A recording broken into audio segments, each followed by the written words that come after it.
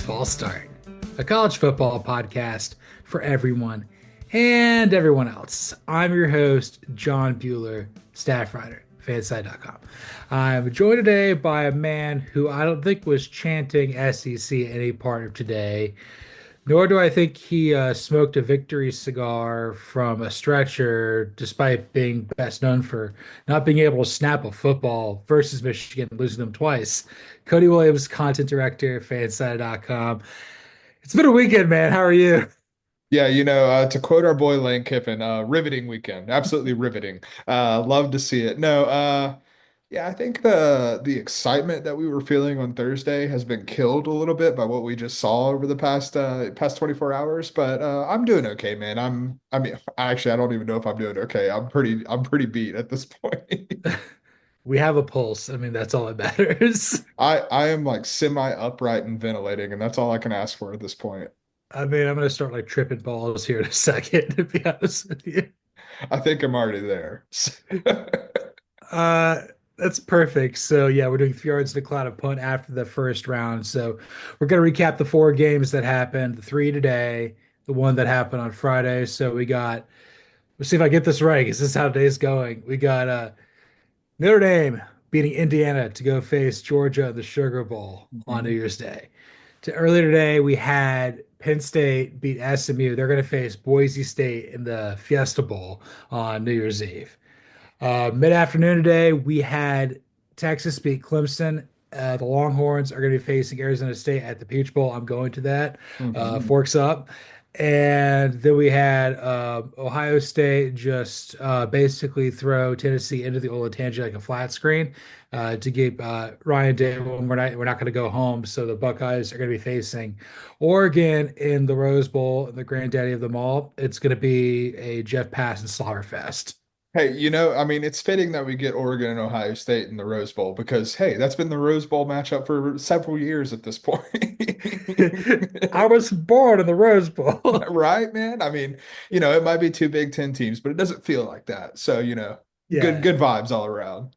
So yeah, all the home teams won. It's chalk. I believe that every team that won, with the exception of I think Notre Dame was initially favored, although the Oregon Ohio State line's like very minimal. Same with Georgia Notre Dame as well. But yeah, we're going to be back again with this. I think New Year's Day night, and Yeah.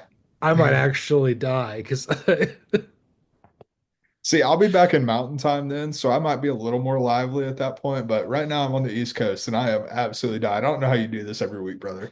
dude, it's a time. I also did a split shift yesterday to cover the Indiana Notre Dame game. That was a time, and I'm not going to get that time back. So let's do 3 yards in the cloud of punt and get the F out of here. So Cody, what do you want to run with first? Dude, we gotta run with Penn State and Texas, man, because what we saw today from those two teams, it's like those teams are good. Like, if we're looking at it right now, those teams might be the national championship favorites because you look at their paths right now, and it just looks like the way they're playing football, the way that the road is setting up for them, like they're pretty much. I'm not to discredit Boise State and Arizona State, especially not to offend the Arizona State podcast, but it could be trouble for those two teams with what Penn State and Texas looked like. Yeah, they were dominant throughout earlier today. Those teams are talented. Those teams have a lot of depth. Those are two teams that haven't faced some adversity and they have easier paths than expected.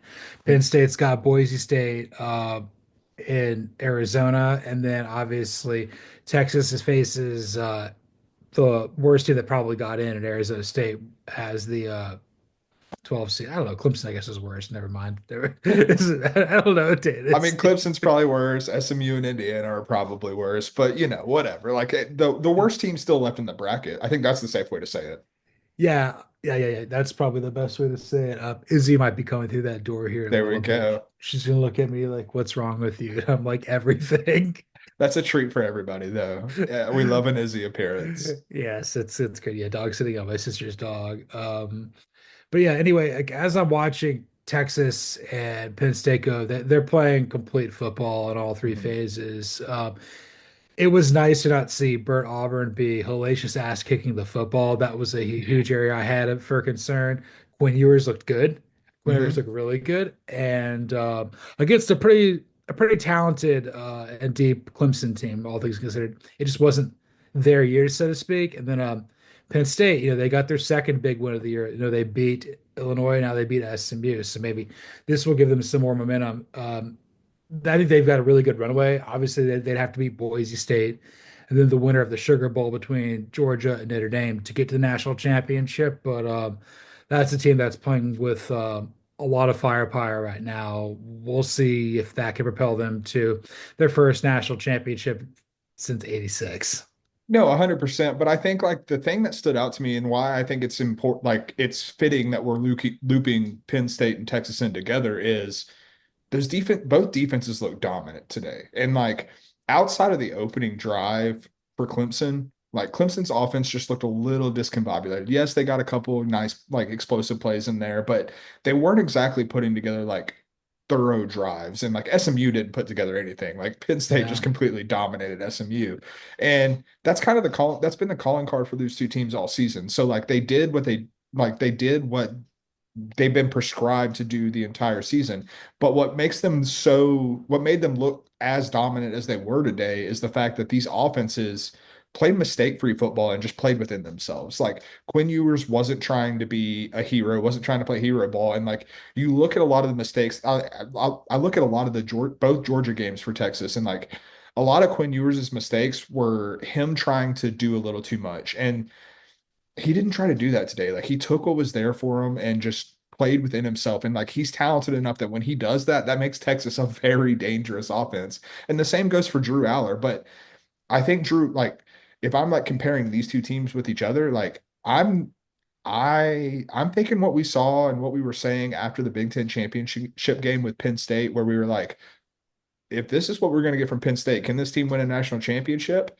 Uh, that feeling's only getting stronger for me because that offense is looking like it's finding another gear that I did not know if they had. And you know what? Shout out to big game James Franklin, who has shown up twice in big games twice. He only won one of them, but he's shown up twice in big games. The participation trophy, I guess. Yeah, I mean, hey, look, man, it's all about building because before the Big Ten championship game, my boy didn't even have a participation trophy. Like he might as well have not shown up to other big games that he had played in this decade. I mean, we called him Big Game James Shields for some reason, apparently. So why not? But I guess a couple other thoughts I have about this. I think Abdul Carter is playing the best football on the defensive side of the Hmm. ball of anybody in the country right now. That guy's an absolute animal. He is 100% mammal, living in Stick City with LeVar Arrington and Micah Parsons, just Navarro Bowman, like whatever that Sticks cult is. Yes, he's part of that. Drew Aller is definitely looking like the better version of JJ McCarthy. I said it all Hmm. along. He's got another year. It wouldn't shock me if he's number one pick in 26. No, absolutely. And I mean, speaking of Abdul Carter, like it can, Travis Hunter aside, because who knows if he's going to be a cornerback or a wide receiver at this point, but Abdul Carter is going to be the first pure defensive player taken in the 2025 NFL draft. I would bet my house on that at this point because he is an absolute monster that, frankly, I don't think there's an offensive line in the country that has an answer for 60 minutes for him right now. No, I think he's like mocked like six to the Titans, but even at that point, like that's who I would take on Tennessee. Yeah. Just try to get Darnold or Cousins or something like that, and then Hmm. get yourself prepared to get Nussmeier, Manning, or Aller in 26. Hmm. And as I look at Texas a little bit, I think it's a little disjointed that the insertion of Arch has not been Hmm. quite figured out just yet. But they played cool, calm, and collected against the best team that they beaten to this point. So that's really exciting. As far as Clemson's concerned, I'll touch on them here shortly. But like they didn't have much of a running game at all. I don't feel like they could really do anything. Yeah. Klubnik played well. I think he's really starting to find himself there, playing at home. It just wasn't Clemson's year, and that's okay. Yeah, I mean they like Phil Maffa came into this game banged up and then seemed to re-aggravate his shoulder injury early in that game. I think he only ended the day with like two or three carries. So like that definitely put Clemson behind the eight ball a little bit. They didn't really have an answer behind him for the run game. Although I think his two carries went for like 6 yards. So like it wasn't exactly like he was, lighting the world on fire before he re-injured his shoulder. But yeah, I mean, I think Clemson I'm going to be higher on Cade Klubnik than I expected to going into 2025. Like that is like this Clemson team is not going anywhere. They have a lot of talent. They're not like for fansided.com, I wrote Clemson players who won't be back. It took me a long time because they have a lot of guys returning. They don't have a lot of guys that are, out of eligibility. Like that's actually a pretty young team. And I don't think I realized how young they are.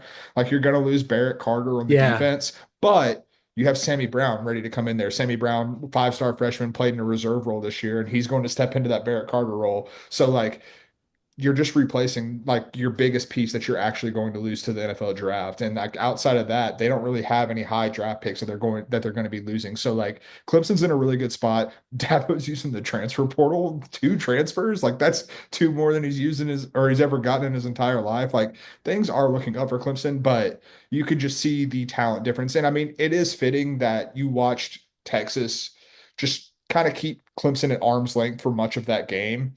And Texas has done such a good job under Steve Sarkisian of supplementing the roster through the transfer portal. Now, if Dabo Swinney starts doing that, Clemson could be at that level sooner rather than later.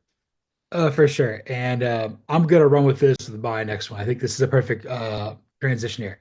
So follow me on this. So obviously we're gonna be grouping two teams together here. So I'm Mhm. I'm running with the idea that despite losing, Clemson and Tennessee are they're going to benefit from this expanded playoff. They're going to be in it probably more likely than not, probably once again next year. Again, you've got two quarterbacks who are going to be returning, going to build Mhm. off this experience. Cade Klubnik for sure. Not sure about Nico. I told you he was going to be Yep. completely dead. I mean, his helmet broke. Once that happens, the game was over. I don't know if I've ever seen that before. That was jarring. I'm sitting here watching it, at the kitchen table with my mom, and she's like, "Is he okay?" And I was like, "I have no idea. Probably not. I mean, his helmet just cracked in two." I've seen that happen one other time with another Tennessee quarterback. That was during one of those Peyton's Places videos when he was growing up in New Orleans, where That it was just gets the size of his head. yes, and then Cupper gets reprimanded. We'll leave it at that. uh, and then because Peyton's helmet breaks, he's like, "I didn't do anything. His head's too big." Look, man, dude's got a dome on him. What can we say? Yes, he does, and it's a long way home back to Knoxville from Nayland North. Yeah, 100%. Shouts to Tennessee fans for making the almost 6-hour drive from Knoxville to Columbus to watch your team just get an ass whooping of epic proportions. It was brutal, not a good day for Tim Banks, but obviously, again, my reservations about Josh Heupel's offense. Like, if you have a quality defensive coordinator, not just a good one, like or great one like Jim Knowles, like you're going to neutralize it because Mhm. it's just too sticky and gimmicky. He has to pivot. But like going back to my point, like there were things that Tennessee and Clemson did well this year. Clemson won the Mhm. ACC. They played very well in conference play. They lost four games, and three of them were SEC teams. Mhm. Tennessee won double-digit games. They had some quality wins on their resume there, but again, like they just didn't get it done versus the Mhm. two best teams they played in Ohio State and Georgia. And both teams still made the playoff in years that weren't them getting like all the breaks didn't go their way and they still made it. So Mhm. like again, I think that like traditional powers like them where they care about it a lot, they recruit, like they'll like the floor is really high. Like Mhm. you're going to be in that top 16 to 20 range consistently. And all you got to do is get to 12 at this point to make the playoffs. So even though today kind of sucked for Clemson and Tennessee, future's bright with this playoff format. I think you'll be in it for the foreseeable future more often than not. No, 100%. And I think like, well, one thing I wanted to say about Ohio State, which who we will talk about more at length in a bit, but like their offensive line did a really good job of neutralizing Tim Banks in that defensive front. Like I thought that was going to be a matchup advantage for Tennessee. It proved not to be. And so like credit to Ohio State, but I also think like if I really want to simplify the Tennessee, like what the biggest problem for Tennessee, Nico was definitely a problem with, but I think like the even bigger problem in the contrast of them against Ohio State, Tennessee didn't have any difference makers at receiver this year. Like they just truly didn't. Brew McCoy has never quite lived up to his 5-star potential. Squirrel White has looked banged up for like 2 months at this point, has not looked like the player that we saw last year that looked like he was heading for a breakout in 2024. They just didn't have the difference makers when you look back at your Jalen Hyatts, your Cedric Tillmans, all these guys that have come through there. That attrition has like clearly taken a toll. And then when you contrast that with Jeremiah Smith, with Emeka Egbuka, with Carnell Tate, and all these guys that Ohio State has, like anytime Will Howard needed a safety valve to get a first down or to get a big play, Jeremiah Smith was there to make a play. Yeah. And Tennessee did not have that. And so, like, your point with Josh Heupel's offense against a coordinator like Jim Knowles, against the Kirby Smart, like that's well taken because we've seen evidence of that. But that's also mitigated if Tennessee like has those dudes at wide receiver. Like if you have someone who can win a one matchup consistently, that's like it don't matter if you know what they're going to do. If you can beat that one-on-one matchup, it doesn't matter. And so like I do think that one of the biggest things I'm optimistic with Tennessee moving forward is that's pretty easily identifiable. That's something that Josh Heupel can attack in the portal. That's something he can attack on the recruiting trail, has been attacking on the recruiting trail. And like I think that's a pretty easily fixable problem for Tennessee and something that will elevate them moving forward. Maybe, but I also think it might be paradoxical. I mean, it's I eat because I'm unhappy, and I'm unhappy because I eat. That's Josh Heupel's lower back tat, I would say. His tramp stamp. Yeah, yeah, but basically, it's like it was the issue we ran into with like the Art Briles Baylor stuff, where like this it was just too scheme dependent. It's like Mhm.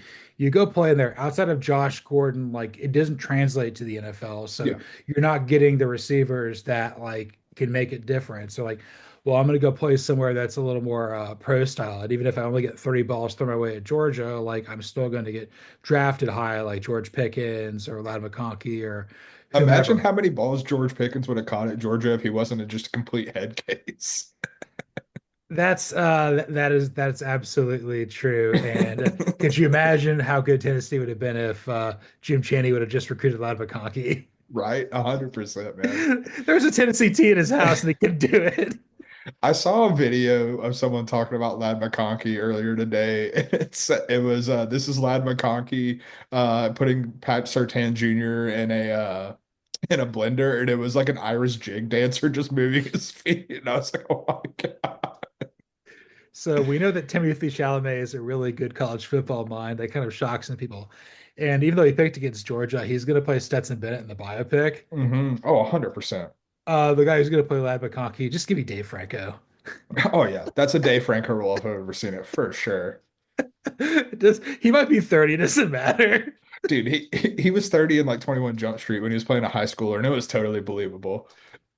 Gotta be Taco Bell, man. But I guess the last thing I have about Tennessee and Clemson is just the lack of running game. Dylan Sampson was hurt, Phil Mafah was hurt. If they would have been in there, obviously it's really hard to win on the road, and it's very difficult to run the ball on the road because of the crowd noise. Even though Kirk Herbstreit kept saying there was 40,000 people there in the horseshoe from Knoxville, I'm like, I don't think you can count, man. But that's okay. I mean, there was a lot of orange there, Yeah, but that orange got quieted pretty quick when Ohio State just curb stomped them for 15 minutes in the first quarter to go up 21 nothing. I think it was all the Ohio State fans pouring acid on their scarlet after losing to Michigan for the fourth year in a row, so it looks orange, but that's neither here nor there. The acid wash got to him. No, but I like when you look at Clemson and Ohio State, one of their big things, like in Josh Heupel's offense, offensive line is not like a priority. Like you don't see a whole lot of like high level offensive linemen coming out of Tennessee right now. And going back to what you were just your point with Art Briles and the Baylor offenses, like offensive line's not a priority because everything's so quick read heavy and stuff like that. Clemson offensive line has been a problem for them for a long time. And when you Forever, yeah. yeah, and so when you get up in a matchup against a Texas defensive line or an Ohio State defensive front, like you're going to have a bad time. Like I think, I mean, this is again an oversimplification, but like to win a national championship, you have to be good in the trenches and like on both sides of the ball. And if you're not, then you're going to see what we saw today with those two teams. No, you can't microwave it. If you microwave that macaroni and cheese, it's going to come out processed cheese orange. This is false start. And speaking of processed cheese and orange, I'm gonna pass. And one thing that I think I came away from the Tennessee game, honestly, which really validated this point. But everyone who's saying that Indiana and SMU didn't deserve to be in the playoff, like get the hell out of my face. I sent you a tweet earlier today of my boy Dragonfly Jones, formerly LeJethro Jenkins on Twitter, but he said that Indiana earned their ass whooping. SMU also earned their ass whooping. Like, we can't have this revisionist history saying that Alabama deserved to be in the playoff or that South Carolina or Ole Miss deserved to be in the playoff or Miami because they didn't get the job done in the regular season. The job to get in the playoff is you do this in the regular season. I'm not arguing the fact that Alabama, South Carolina, Ole Miss, or Miami are better teams than what we saw from Indiana and SMU. That's not the argument that's being made. We're talking about who deserved and earned the right to be in the playoff. Indiana and SMU did the job that was in front of them. And like you can talk about Indiana's strength of schedule all you want. You know what they didn't do the entire season? They didn't lose to a team the caliber of Oklahoma. They didn't lose the team to a team the caliber of Kentucky. They didn't lose to a team the caliber of Georgia Tech or Syracuse. Like they did not lose those games. That's one of the reasons why I said South Carolina had the best argument of all those teams to be in the playoff because they didn't lose one of those games either.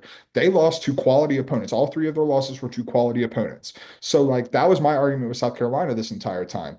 But Alabama and Ole Miss, you do not have a leg to stand on because yes, SMU and Indiana they played a cake schedule compared to an SEC schedule. I don't care because you lost games that were your cake games on that SEC schedule. Sorry, I'm tired and slurred my words. I can't handle it. But like I can't get behind that. I'm passing on the idea that they didn't deserve to be there. Yes, they were outclassed, they were outmatched. I'm not arguing that. I'm not arguing that they are better teams than Alabama. But I am arguing the fact that Alabama didn't deserve to be in there. And you know what? Tennessee validated that because Tennessee, a team that just got dog walked right before we went live on this program by Ohio State, they beat Alabama. And so like who's to say that Alabama wouldn't have got dog walked either? Okay, a lot of things to unpack. I think Dragonfly Jones probably encapsulated it best. It's like they deserve to get their ass whipping here. Hmm. So like I was never about like putting Alabama or Ole Miss in there. My thing was always South Carolina, Hmm. South Carolina. I always South felt that Carolina. like I felt like they would have been the one team I would have seen in there that could have probably pulled off an upset in Hmm. the first round. Again, it's like it's the argument of most deserving for versus four best teams. Well, it's a completely new world now. So Hmm. like in terms of most deserving, yes, Indiana and SMU deserve to be in there because they didn't have any bad losses, but because of scheduling anomalies, they didn't really play anybody worth a damn. The Hmm. one team that Indiana played worth a damn, they lost to Ohio State, and a game that kind of got out of hand because of like self-inflicted nonsense and Ryan Yeah. Day being a dick. Yeah, exactly. Every time we talk about the game, we're always going to finish with that. And then obviously SMU, like, they made a quarterback change. They lost to BYU early, a quality loss, and then nearly came back to pull off the comeback versus came back to pull off the comeback. It's late, but versus Clemson, everything like I that. was But following you if that tells you anything about my current mental states. we're competing competitively in competitions with Mike Smith of the Atlanta Falcons. That's what we're doing. Uh, But every time we go with most deserving, we lose as a fan. We lose as Hmm. a consumer. We're like, okay, this is over. Like as soon as we saw Kevin Jennings like not run for the first down and throw the ball on fourth down, it's like, oh, this is not going to be the day. Rhett Lashley is just like screaming in his play sheet, like he's wanting some more shrimp cocktail at It's he's St. wanting, Elmo's, baby. sir, this is a cheesecake factory. Give me some more shrimp. Oh God, yeah. He's reading the Cheesecake Factory menu over there with his playbook, like 60 pages. I think the best part is I think Kurt Zagetti can not only Google himself, but he can Google Cheesecake Factory menu. Yeah, I mean, like, look, again, like, I'm with you that if you have most deserving, we lose as fans. Like, this weekend was a dud. Like, let's be just Yeah. like frank about that. Like, this weekend was not the most enjoyable college football experience that I've ever had in my life. Frankly, it was a little bit of a slog. But, like, I do think that, like, I'm not, to me, like, it's such a conflicting feeling because I try to believe in like the purity of college football. And like the purity of college football is, and like exactly why you and I were arguing for South Carolina to be in this spot is that like I'm not arguing the fact, again, I'm not arguing that Alabama wouldn't boat race Indiana. They absolutely would. They have way better athletes, way more talent, and it would be exactly like what we saw Notre Dame do, if not worse, to Indiana. But Alabama has not played up to that level consistently the entire season. Ole Miss has not played up to that level the entire year consistently. South Carolina, in my opinion, had. And like that's why we were arguing for them to be in there. Like I, most deserving and best, like best to me sometimes plays into most deserving because if you're the best, you don't have a game against Oklahoma like the one Alabama had. You don't have the game against Kentucky. Like the best teams do not have those letdown games. Like if you want to be in the playoff, win the games that you're supposed to win. Like Alabama, if they had two losses, I don't care like who they were against. You would still be in there. You lost three times. You lost the games that you weren't supposed to. And like that, if you lose the games you're not supposed to, then what are we doing here? Because like it goes back to the idea of like I said when we were going into the final college football playoff rankings, the idea that at a certain point head to head starts to matter a little bit less to me because head to head, obviously, teams change as the year goes on. Like Notre Dame and Texas A&M played in the opening week of the season. Those are two different teams by the end of the season than what we saw at that point. Because the next, like a week later, Notre Dame went out and lost to Northern Illinois, and that didn't. What we saw on Friday night did not look like the team that lost to Northern Illinois. I can assure you of that. So like teams change. So the head to heads, like you have to take them with a grain of salt. And I think that's also the case when it comes to best because if you're the best teams, you're like it's all to be one of the considered one of the best teams, one of the most deserving when you're combining those two terms, because I do think it has to be a mix of those two things. The best teams are not losing the games to Oklahoma. And like if we're going to do head to head, then Oklahoma should be ahead of Alabama because they've not just beat them, they beat the piss out of them in that game. So there's a lot to unpack here a little bit too. So it's like you go like, okay, most deserving. Well, then like you wonder if this is the selection committee like, oh, we're gonna really value like strength of record, strength of schedule, a bunch of other stuff. It's like you think Board Manual was gonna pay attention to that stuff? I mean, he Mhm. hired Sharon Moore. Like you Yeah, think right. Like it's oh my God. And then the other thing, like sorry, I this is a soapbox for me in case you couldn't it's tell, it's but like fine. the people who are like, strength of record and power ratings and all this stuff. Indiana was higher in power ratings, which are opponent adjusted. So like I don't care that Indiana didn't play anyone. Based on the power ratings, if we're talking about best, they took care of business. Their power ratings are higher because they took care of business. Alabama and Ole Miss, you didn't take care of business. That's why Indiana is ranked ahead of you in the power ratings. So like your argument there about best if you're going by the power ratings, if you want to go into the numbers and start factoring in strength of schedule, start factoring in strength of record, Indiana still was like more deserving if you're looking at that metric. So like you don't have a leg to stand on other than the fact that you have an A on your helmet. I mean, like FPI, like I read about this earlier. Like if you would have seeded it based on FPI, it would have been like clearly like college basketball here with Yeah. just like again, I know you're back in tobacco road, so you could probably like get a little more insight here. Like Indiana still would have made the 12 team field. Their FPI was 10, Bama was Mhm. 4. But at that point, like Texas was 1, Notre Dame 2, Ohio State 3, Georgia was 5. Oregon was like 6. So at that point, like your AQs, Clemson, Arizona State, Boise State kind of get in, but like SMU would have been like on the cutting room floor. They were like 13. But Mhm. it's again, we're asking for people like to use like metrics and data and stuff like that when it's just like, nah, let's just go out there and play. This is more like European soccer than anything. Like they don't care. But I guess like the last thing I would probably tie a bow on this is maybe we'll disagree here. This is different than the losses that Tennessee and Clemson had because Indiana and SMU do not have the infrastructure that those Mhm. two programs have. SMU was literally put to death 40 years ago. Now they're Mhm. back.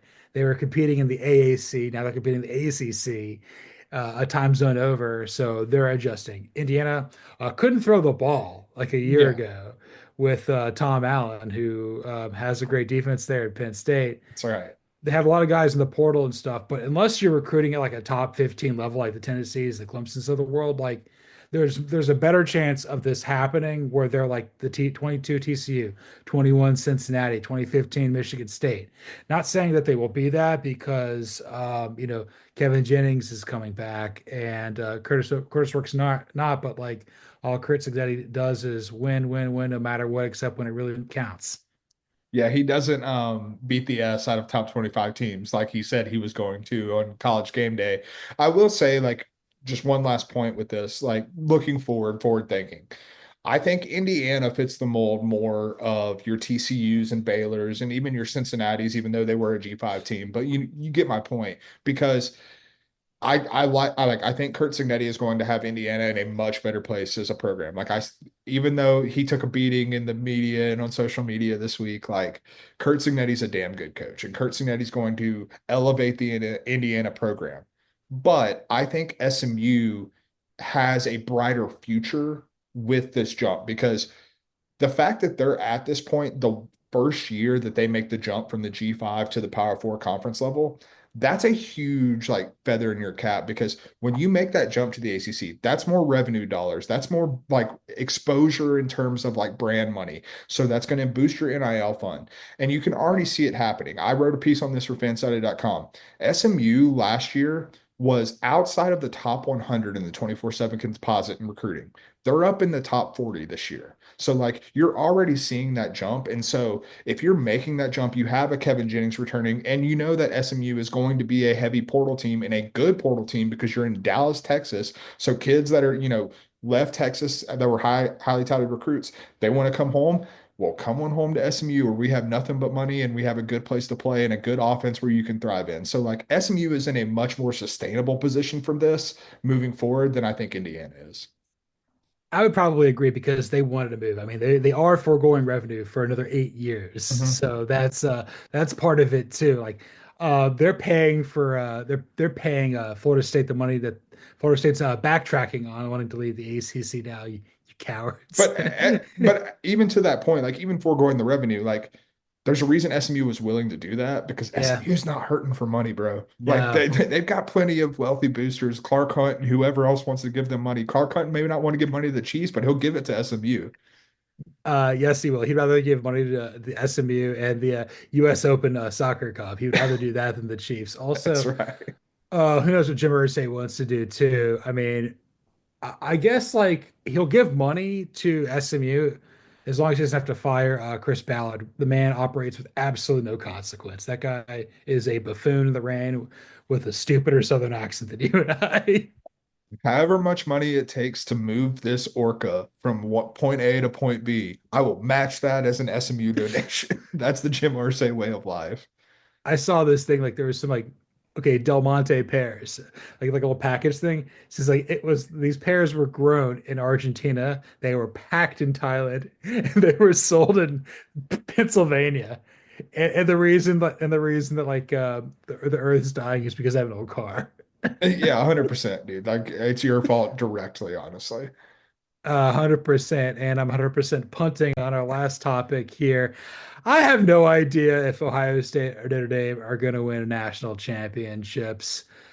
We've seen them have really high highs like we saw earlier this week, but they can be shaky. They can Mhm. be flaky. There can be moments where the coaching staff lets them down.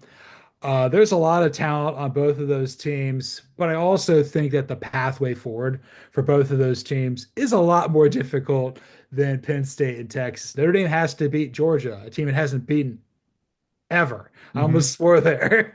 And, and then Ohio State, oh, congratulations. You got to play Boogeyman Oregon again in the Rose Mhm. Bowl. After that, then you got to play essentially, I was trying to do the math. It's essentially like whoever wins the Georgia Penn State side of the bracket is going to be going to the Orange Bowl, and the Cotton Bowl would probably be the other just because Mhm. seeding and how that would shake out. Like it's way too difficult. But I'm looking there like a day ago, like they wanted a fire riot day. Now they want to build him a statue. Like it's all over the place. I feel like that Ohio State's probably gonna could win another game, but like this might have been like their Super Bowl in some sort of way.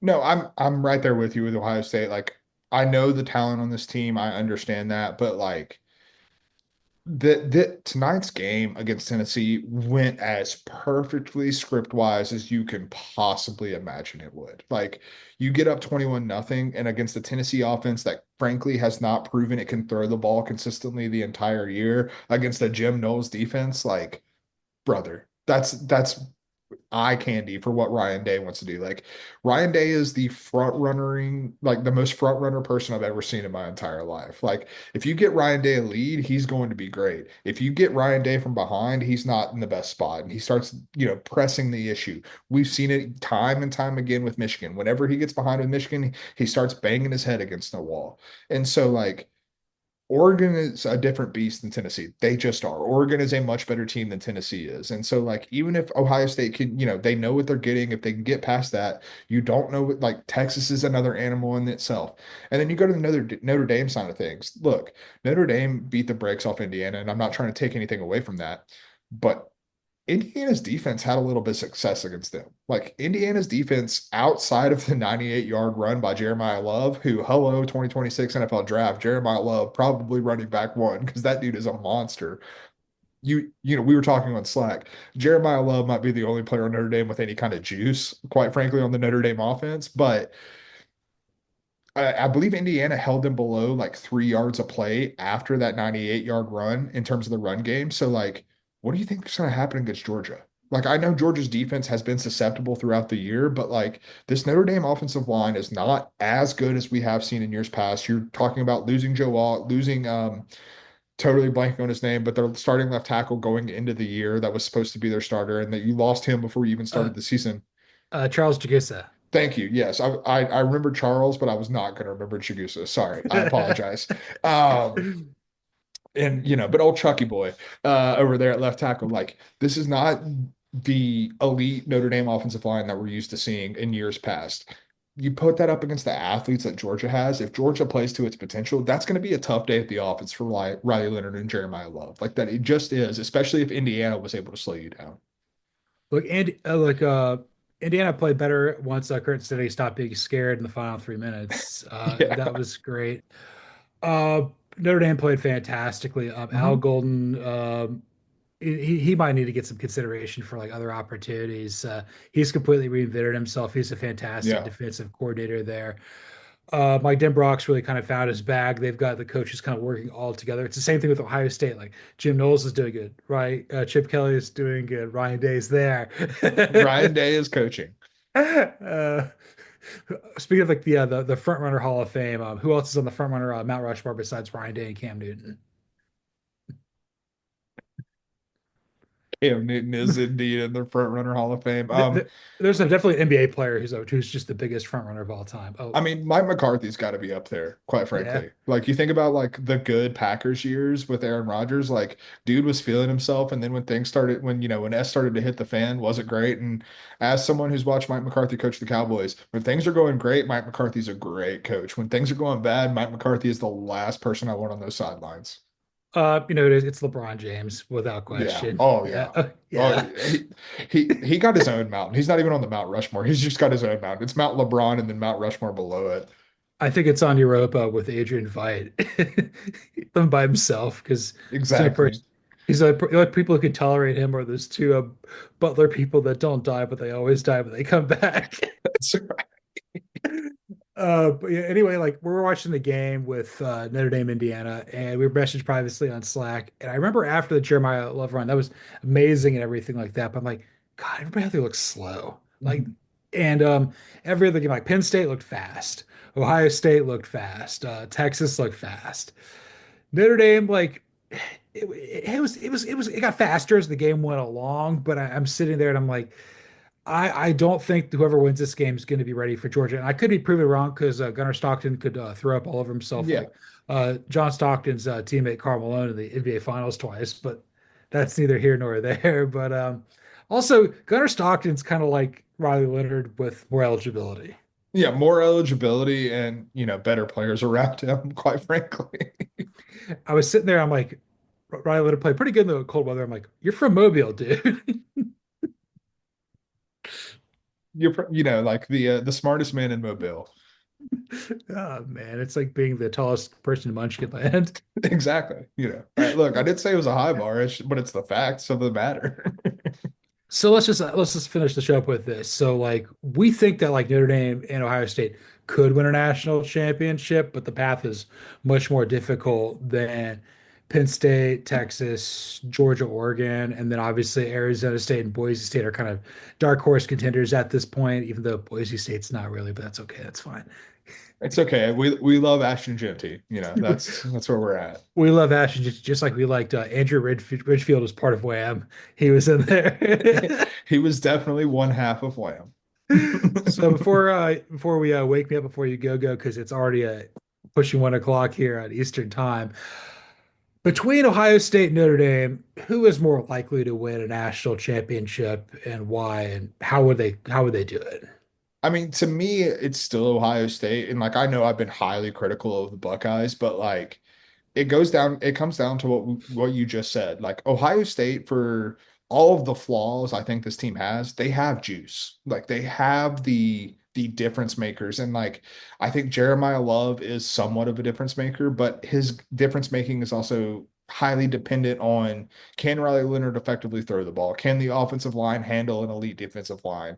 And like I'm not sure about those things. With Ohio State, their difference makers may not be as highly dependent upon that. Like we saw Jeremiah Smith like just run a 4 yard slant again and again, and Tennessee had no answer for it. And you know what? That's probably going to be the case against any secondary they play against. So like I think it comes down to that. And like with Ohio State, I think that the defense is just like that damn good. Like they have enough talent. They have Jim Knowles, one of the best defensive coordinators in the country. Like I think it really comes down to Jim Knowles and the difference maker Ohio State has in receivers. I think those are two matchup problems that even against the tough path that they have against them, like or ahead of them, excuse me, I think that it's enough to be able to get them by in any matchup.